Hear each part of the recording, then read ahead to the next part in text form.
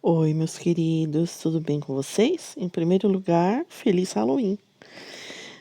Hoje nós vamos fazer um caderno de simulado do Saresp. Então, como vocês têm as provas de fim de ano para fazer, a gente já está revisando alguns conteúdos também, né? Tanto da prova quanto alguns conteúdos que precisavam da nossa atenção ali, além do conteúdo novo. Eu quero trazer para vocês então aí um simulado ali para a gente poder fazer questões ali que são similares à prova para vocês estarem mais preparados, tá bom? Então vamos lá. Questão número 1.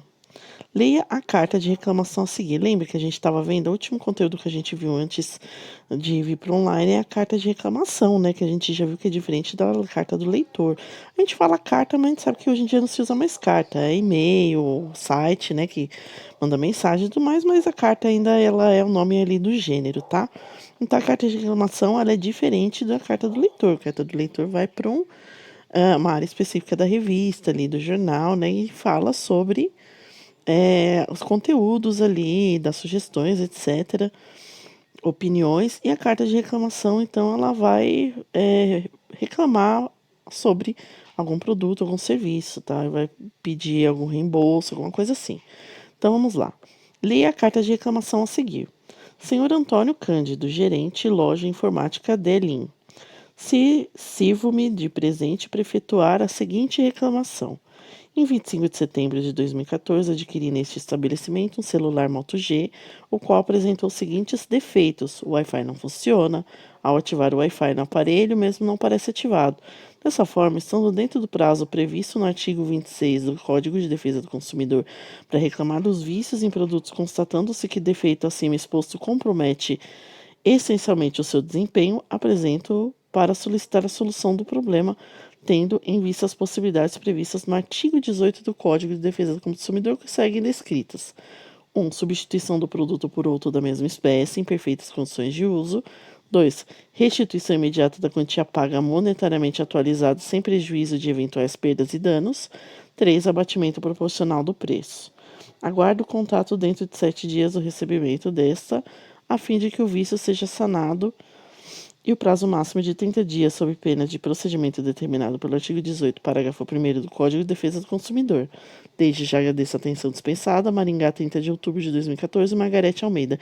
Vocês veem que ela foi bem formal aqui nesse texto, indicou ali o Código de Defesa do Consumidor várias vezes, colocou ali as opções, ou seja, é um texto construído de maneira bem formal e bem detalhada para não ter erro, tá bom? Então vamos lá. O argumento de autoridade utilizado pela consumidora Margarete Almeida na carta de reclamação foi descrever os defeitos de seu aparelho, citar o Código de Defesa do Consumidor em seus artigos 18 e 26, enviar uma carta para o gerente da loja de informática, exigir a troca do aparelho. Pensem um pouquinho, a gente já vai falar a respeito, tá bom? Voltando, pessoal, e aí, já pensaram? O que que acontece? Ele fala de argumento de autoridade. Por quê? Porque ele está citando lei, né? Então, a lei aqui seria relacionada ao Código de Defesa do Consumidor e seus artigos, tá bom? Então, são leis que devem ser cumpridas. Por isso, a gente fala de argumento de autoridade. Porque ele está embasando seus argumentos na lei, tá bom? Então, vamos ali para o próximo. Leia o poema a seguir e responda as questões 2 e 3. A infância. O berço em que adormecido repousa um recém-nascido, sob o cortinado e o véu, parece que representa para a mamãe que o acalenta um pedacinho do céu. Que júbilo quando um dia a criança principia aos tombos a engatinhar, quando agarrada às cadeiras, agita-se horas inteiras, não sabendo caminhar. Depois a andar já começa, e pelos móveis tropeça, que correr vacila cai. Depois a boca entreabrindo, vai pouco a pouco sorrindo, dizendo mamãe e papai. Vai crescendo forte e bela, corre a casa, a tagarela, tudo escuta, tudo vê. Fica esperta e inteligente, dão-lhe então de presente uma carta de ABC. Olha que bonitinho, né? Então, poesias infantis de Olavo Bilac. O assunto do poema aponta o eu lírico que fala sobre versos da vida de uma criança, um pedacinho do céu, as etapas da vida de uma criança do nascimento até sua alfabetização e como a criança cresceu e ficou esperta e inteligente. Então a gente tem aqui um pouquinho de cada, né? Só que o que acontece? O núcleo ali de função. O que, que é a função? Qual a função principal ali? Qual é a mensagem principal que o poema transmite? A mensagem principal seria as etapas da vida da criança, né? Desde o nascimento até o início ali da sua alfabetização com a carta de ABC, tá bom? Dá uma olhadinha. Se tiver dúvida, fala pra Pro.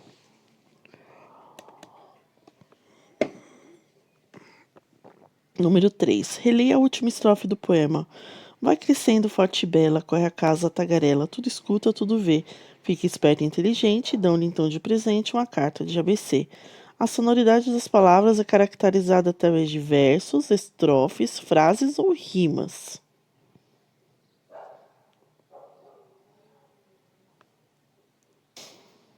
E aí, gente, já pensou? Lembra que a gente estudou um pouquinho de poema? Quando a gente fala de sonoridade, quer dizer que a gente está falando principalmente das rimas. Lógico que também tem o ritmo, né?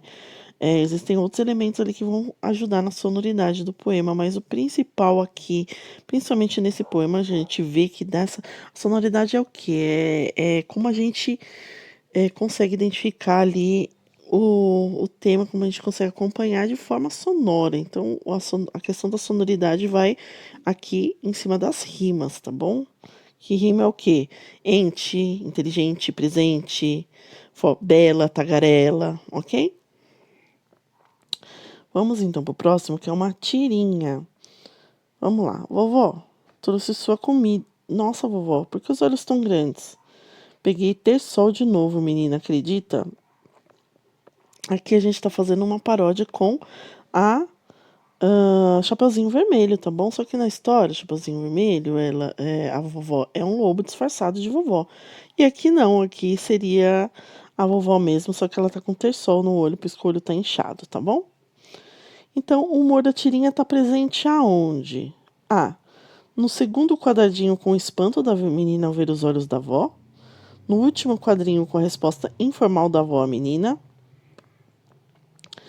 Em todos os quadrinhos com as falas da menina e da avó, e no primeiro quadrinho com a chegada da menina e sua fala interrompida. Pensa aí um pouquinho. E aí, conseguiram identificar? O humor da tirinha, ela tá presente ali num contexto geral, né, gente? Só que quando que realmente dá aquele impacto do humor? Quando a gente tá lendo, quando tem a conclusão ali da história, que seria então no último quadrinho. Porque a vovó, ela responde, peguei ter sol, menina, acredita?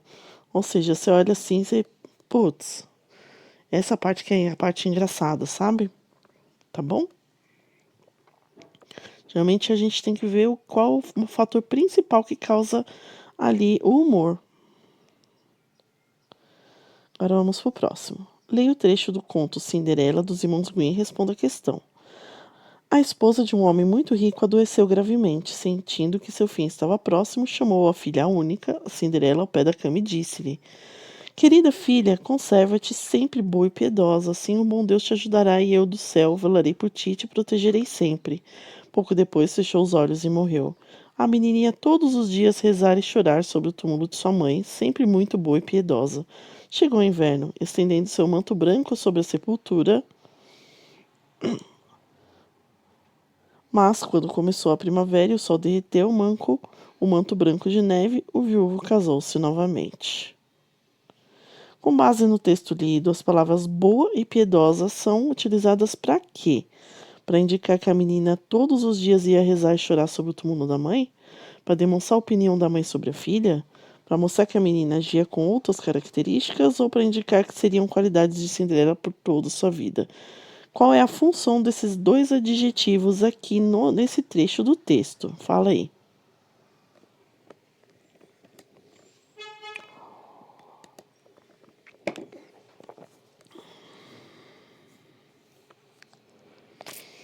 Na verdade, a mãe tá falando para ela continuar boa e piedosa, não é?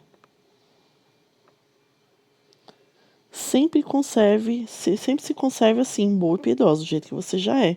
Então ele indica ali a opinião da mãe sobre a sua filha, tá bom?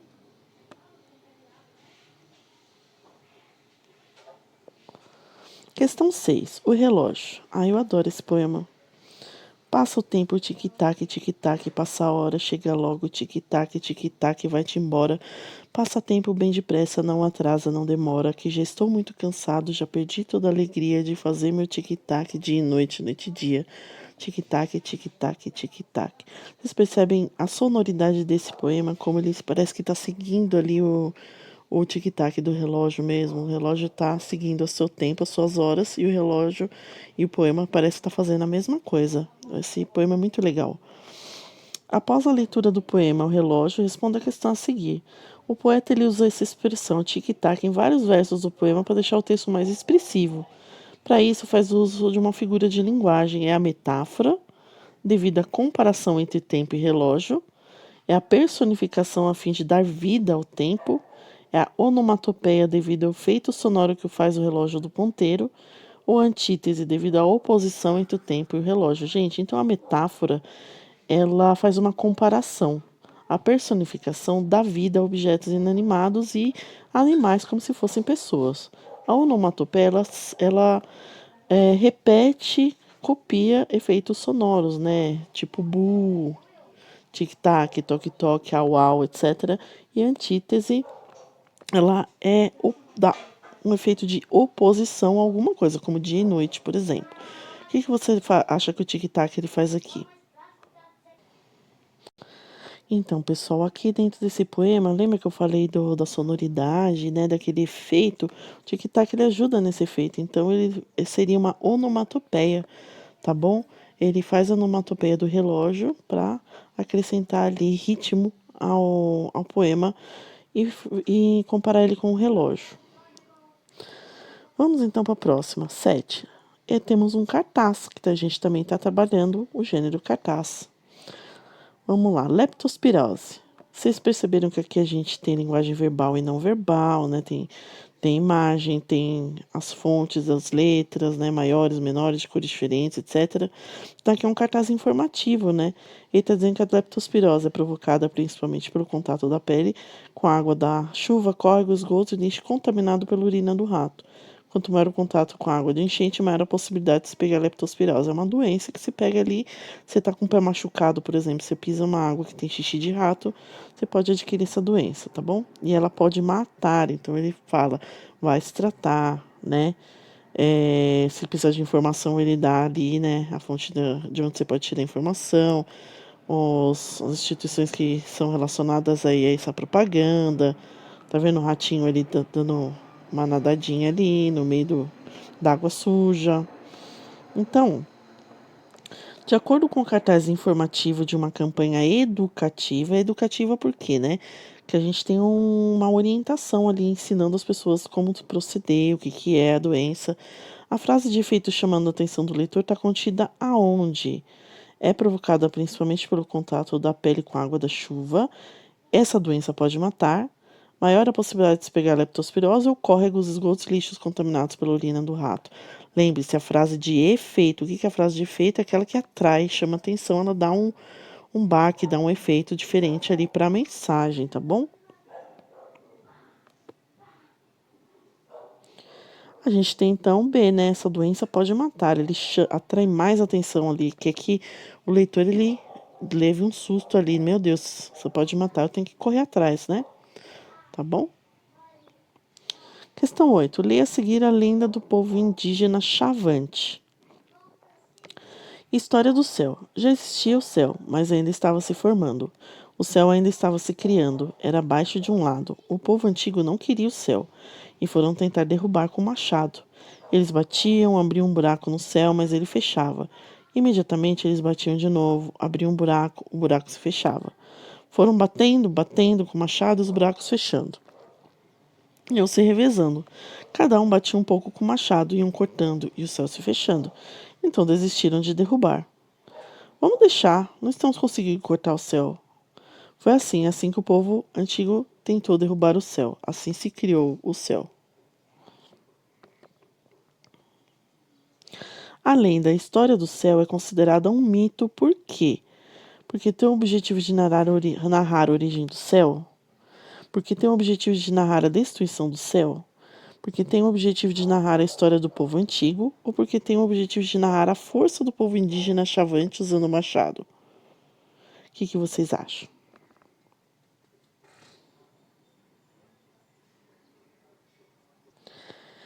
Gente, isso aqui é um mito, porque ele conta uma história fictícia a respeito de tentando explicar alguma coisa, né?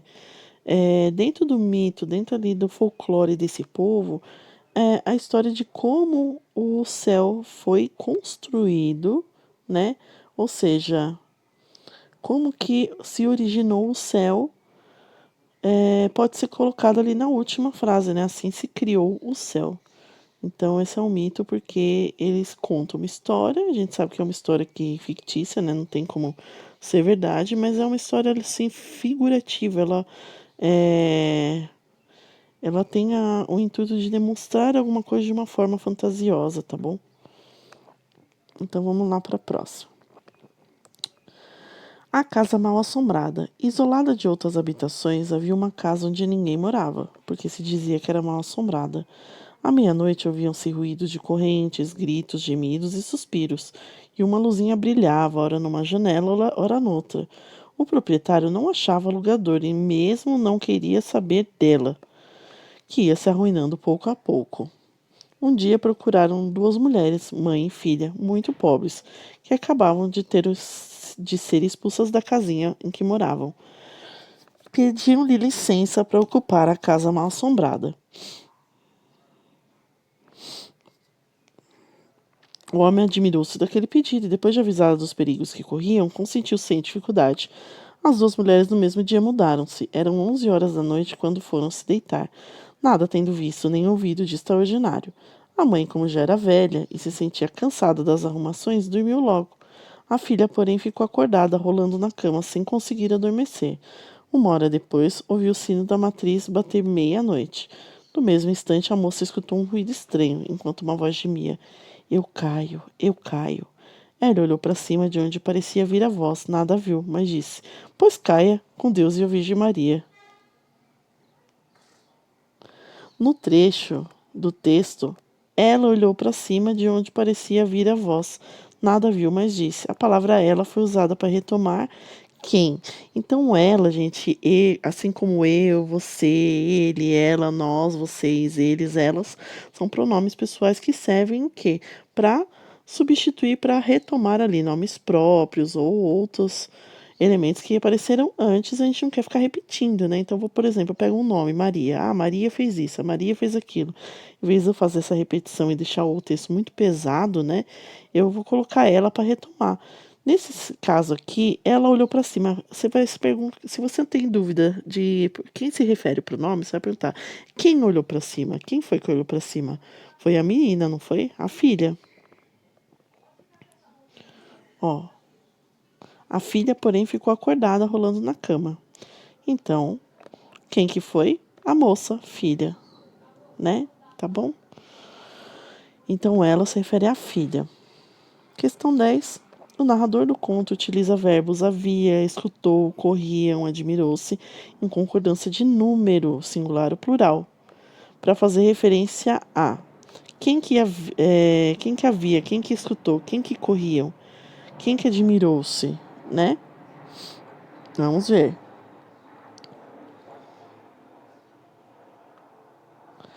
A casa, as duas mulheres, a moça, o homem. Então a gente sabe que, por exemplo, o terceiro verbo é corriam no plural, tá bom? Então a gente sabe que é mais de uma pessoa. Então pode ser a B, a C ou a D. O último, admirou-se, é singular. Então pode ser a B, a C ou a D. Escutou, singular. Então B, C ou D. Agora, havia é uma questão de haver, né? De tempo havia não conjuga no plural, nesse sentido. De não existir ali, existe alguma coisa, né? Então, o que que havia? Cadê o verbo havia? Havia uma casa, né? Então, qual que é aqui?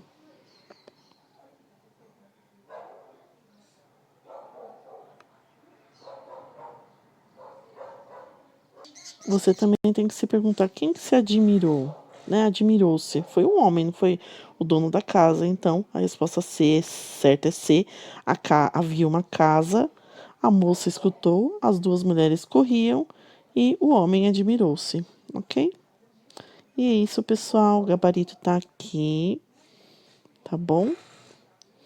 Para vocês responderem se quiser. Não, tô brincando, responde no caderno.